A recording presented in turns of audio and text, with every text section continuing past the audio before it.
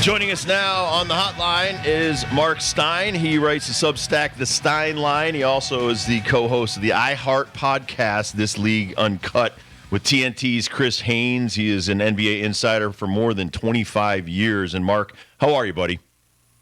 All good, guys. All good. How's it going? Good. What did you think of what Michael Malone said after the game? And he talked about basically, listen, the national story was about how the Lakers figured something out in game one and then put that in your pipe and smoke it after they win game two. What do you dislike about some of the comments, but also the Denver Nuggets not getting the love? Well, look, in a way, he's right. I mean, the Lakers are going to dominate the narrative. And, today, they dominate the betting. They dominate the narrative. I mean, the Lakers are a behemoth in the NBA, and that's just the reality. I'm a little surprised that it bothers him this much because, as Jokic went on to say, it's nothing new. And if it's me, I'd much rather have the 2-0 series lead than the narrative dominance. But, usually when coaches do that, it's messaging for their own teams as much as anything. And is he just trying to keep his guys on edge, fired up, nobody believes in us, that kind of stuff. But, factually, he's not wrong. I mean, the Nuggets were the number one seed in the West, pretty much, we're talking months, and yet they came into the playoffs, and people really, it was like, we'll believe it when we see it. We'll believe the Nuggets are the favorite when they're in the finals or through the West Finals. But, I mean, you have to like their position now, up 2-0. It's usually 90+% when a series gets to 2-0 that the team with that lead advances. So, on one hand, they haven't done anything but win their home games, but they're so good at home, they have to feel great about where this series is right now. Are you surprised about the supporting cast around Jokic and how well Jamal Murray has played in the last couple of games? Porter Jr., I mean, both these guys, catastrophic injuries earlier in their careers, and then they're playing like this at such a clip here in the Western Conference Finals. Are you surprised by that, or is this something that was inevitable and in the plan 4 or 5 years ago?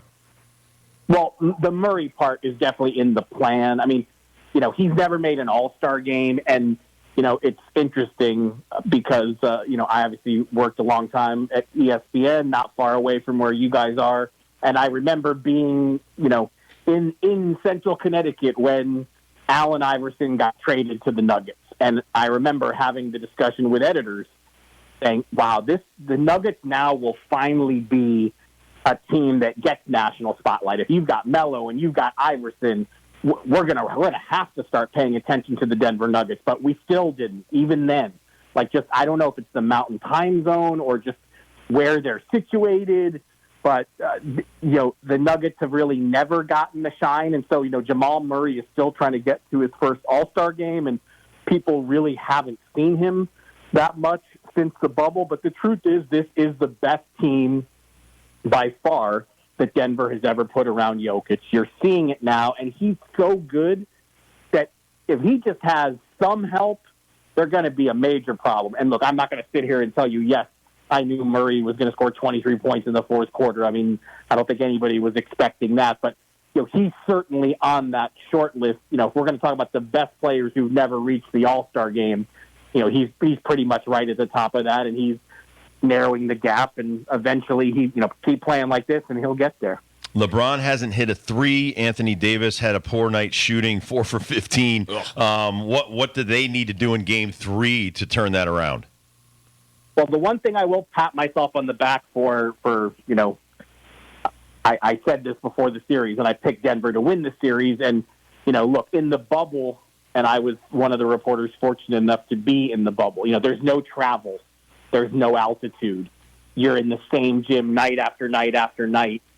Those conditions were really good for LeBron at 35. And, I don't just want to focus on his age because we've never seen anyone play this well at 38, not even Kareem Abdul-Jabbar. I mean, LeBron is the longevity GOAT in this league. We can debate about, where he stands in terms of Jordan and Kareem and anyone else you want to nominate for the best of all time. But in terms of longevity, no one has ever done it better for longer than LeBron. But, this was the concern about this Laker team coming into the playoffs. Could LeBron and Anthony Davis get through 4 rounds when throughout their time together since the bubble, some sort of injury has always found them. And, knock on wood, they look pretty healthy, but I do think fatigue is a factor. And, I think one of the reasons when you see LeBron taking so many threes that's part of it, is that, they're asking him to do a ton at 38 in the Denver altitude, and it's a lot to ask. He still is one of the best. Dibbs is a KD fan. I'm a big Steph fan. Had this conversation yesterday, Stein. Where do you put Jimmy Butler in the conversation of the greatest players that are playing right now? Well, I'm glad you brought that up. It's, because I was in the bubble and saw basically Jimmy's finest hour until this playoff run, I came out of the bubble saying he is a top 10 player in this league. And he doesn't play at that level of intensity in the regular season, or, he's missing games and, trying to make sure that he is, peaking when the playoffs are here. But, to me, Jimmy Butler has been a top 10 player in the league since the bubble, no questions asked. I'm a huge Jimmy Butler fan. The guy just he wins. He's just a winning player, whatever it takes. He's the perfect centerpiece for the Heat because he just fits into the philosophy that Spoelstra has, and comes down from Pat Riley, and I just again, when you really study his play during this regular season, especially at second half of the season, he was playing at this level. I just don't think people wanted to accept it or believe it. And, this was the second time in his career, this season, second time that this has happened. He got snubbed for the All-Star game, but then makes All-NBA. So it's happened twice now. And that's really rare. So, it's not the media, it's the coaches. It's, Eastern Conference coaches twice have left Jimmy Butler off the All-Star team. And it's not going to happen next year. I promise you, it will not happen next year. Talking to Marc Stein, writes the Stein Line. You can follow him on Twitter at the Stein Line, host of the iHeart podcast, This League Uncut, with TNT's Chris Haynes. Tell me some more about Jimmy Butler. I mean, he rubs some people the wrong way, maybe even in the media. That's a lot of athletes that are very quiet. He just seems like he's a very likable teammate.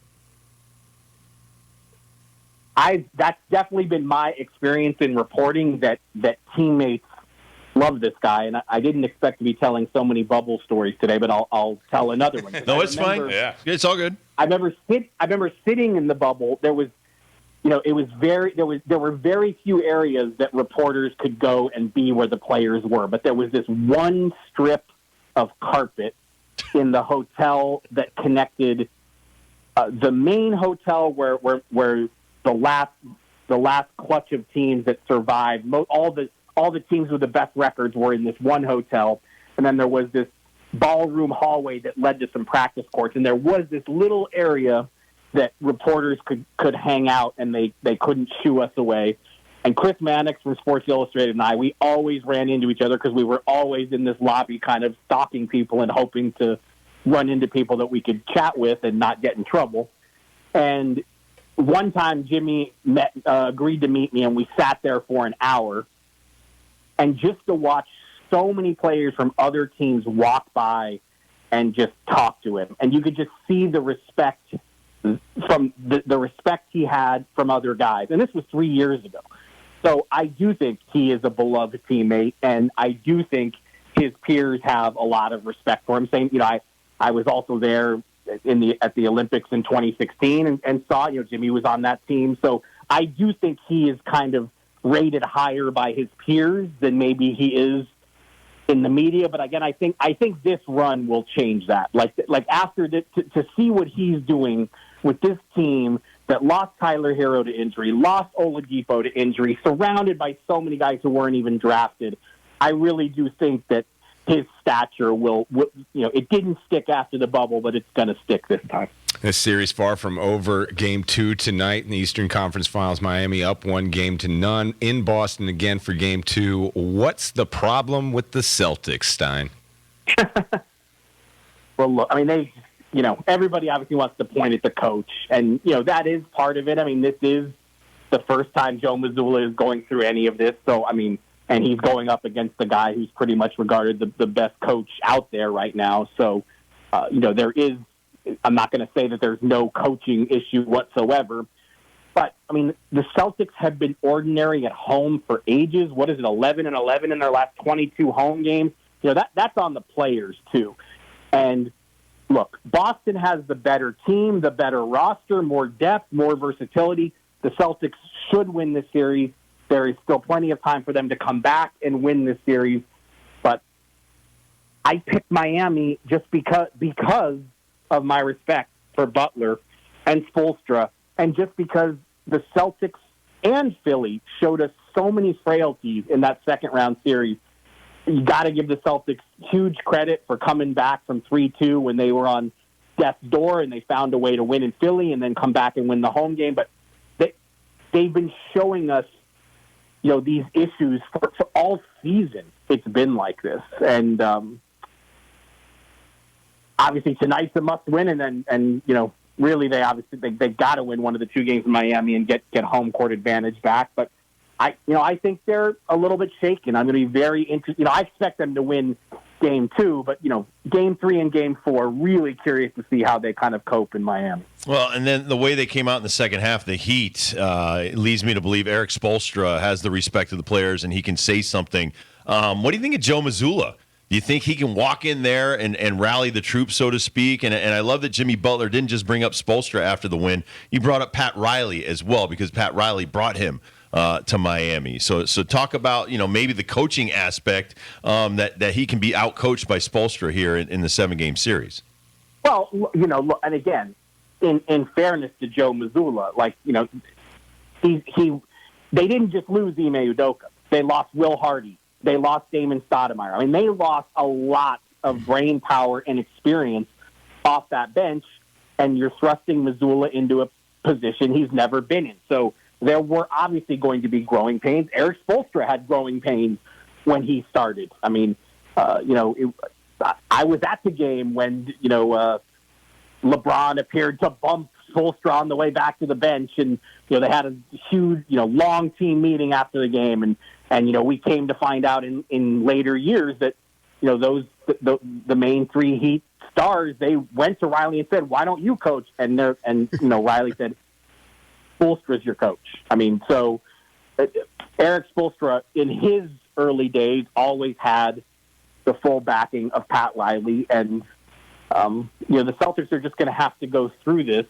I mean, this is their team and this is their coaching staff right now. I mean, there's really you can't go out and get some new assistants in the middle of the conference finals. So it's